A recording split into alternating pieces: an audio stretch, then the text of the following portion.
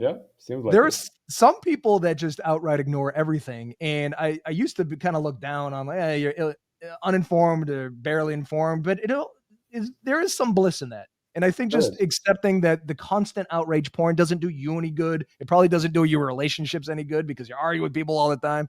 Do you think there's some bliss in ignorance? Well, there's definitely some bliss in it. There's also some downside. So it all depends on where you are and what issues you might be facing. So if you have a farm in Montana, chances are you shouldn't be really worried about what's happening in Washington, D.C. and who said what and who criticized whom and who got offended at what.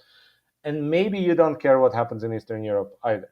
On the other hand, if you live in Eastern Europe, you probably want to know what's happening in Eastern Europe, right? So I mentioned that my father was listening to Voice of America when I was a kid, right? We left the Soviet Union 3 months before there were tanks in my street where I grew up, right? So my parents knew something and it made them act better than their neighbors in this case, right? That information was useful. If they were just saying, all right, I know that Pravda is all bullshit, so why bother?